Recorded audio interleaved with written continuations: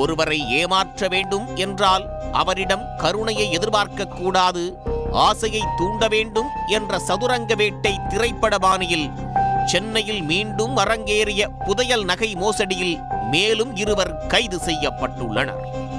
யார் அவர்கள்? சென்னை மேற்கு சைதாப்பேட்டையைச் சேர்ந்தவர் 59 வயது குமாரசாமி.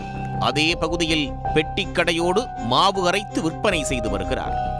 கடந்த மாதம் 14ஆம் தேதி அவரது கடைக்கு வந்த 2 நபர்கள் ஒரு சோப்பு, தேங்காய் எண்ணெய் பாட்டில் வாங்கியுள்ளனர். அதற்கு பணம் கொடுப்பதற்கு பாக்கெட்டில் கைவிட்டு பணத்தை எடுக்கும் போது பழைய தங்கச் செயின் போல் ஒன்றை எடுத்துள்ளார். அது குறித்து குமாரசாமி கேட்கும் போது புதையல் நகை கிடைத்திருப்பதாக தெரிவித்துள்ளனர். அதனை கொடு, பணம் தருகிறேன் என குமாரசாமி கேட்டுள்ளார். அதற்கு தர மறுத்து அம்மாவிடம் கேட்டுச் சொல்கிறேன் என்று அவர்கள் இருவரும் கூறிவிட்டு சென்று விட்டனர். 3 நாட்கள் கழித்து மீண்டும் அங்கு வந்த அவர்கள் குமாரசாமியிடம் பேச்சு கொடுத்து சிறிய அளவில் தங்க நகையை சாம்பிளாக கொடுத்துள்ளனர்.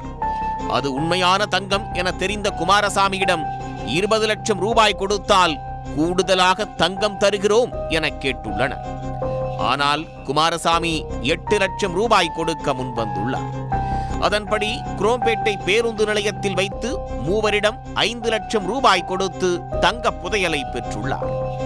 குறைந்த பணத்தில் அதிகப்படியான புதையல் தங்கத்தை பெற்றுவிட்ட மகிழ்ச்சியில் வீடு திரும்பிய குமாரசாமி அதனை சோதனை செய்த போது போலி என்பது தெரிய வந்து அதிர்ச்சி அடைந்தார். உடனே பணம் பெற்றவர்களை தொடர்பு கொண்ட போது அவர்களது செல்போன் சுவிட்ச் ஆஃப் செய்யப்பட்டிருந்தது.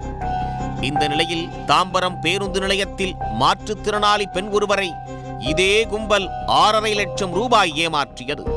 அது தொடர்பாக கர்நாடக மாநிலம் மாண்டியா மாவட்டத்தைச் சேர்ந்த தங்க புதையல் மோசடி கும்பலைச் சேர்ந்த கீதா என்ற பெண் கைதாகி 5 லட்சம் ரூபாய் பணம் மீட்கப்பட்டது. அது தொடர்பான செய்தி சன் நியூஸ் FIRல் விரிவாக வெளியாகியிருந்தது. இதை பார்த்த குமாரசாமி தாமும் அதே பாணியில் ஏமாற்றப்பட்டிருப்பதை அறிந்து குரோம்பேட்டை காவல் நிலையத்தில் புகார் அளித்தார். அதன் பேரில் போலீசார் விசாரணை நடத்தினர். ஏற்கனவே பிடிபட்ட கீதாவின் செல்போன் எண்ணையும் அவர்களோடு தொடர்பில் இருந்தவர்கள் பற்றியும் விசாரித்துள்ளனர்.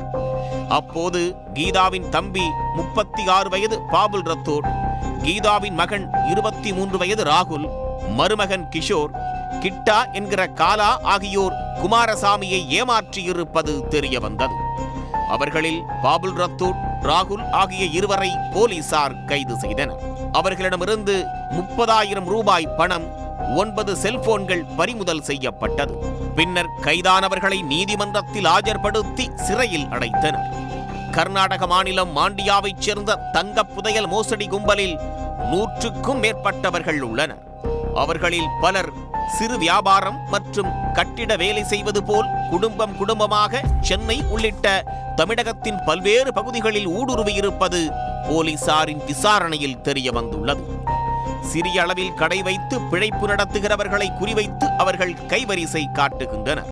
குறைந்த பணத்தில் அதிக மதிப்புடைய புதையல் தங்கம் இருப்பதாக ஆசையை தூண்டி லட்சமாக பணத்தை சுருட்டிக் கொண்டு தப்புகின்றனர்.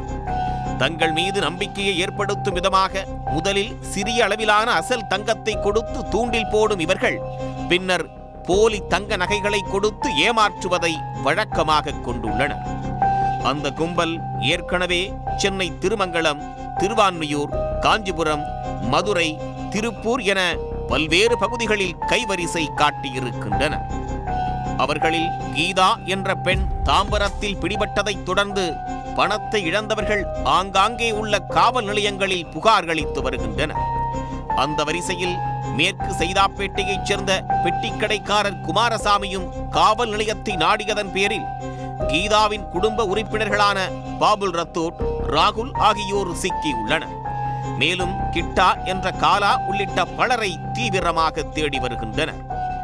புதையல் மோசடி கும்பலைச் சேர்ந்த இன்னும் சிலர் வெளியே பதுங்கி உள்ளனர். அவர்களின் மோசடி வலையில் வீழ்ந்துவிடாமல் உஷாராக இருக்கும்படி பொதுமக்களை காவல்துறையினர் எச்சரித்திருப்பது குறிப்பிடத்தக்கது.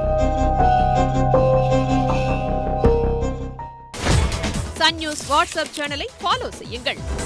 QR கோடை ஸ்கேன் செய்து சன் நியூஸோடு இணைந்திருங்கள்.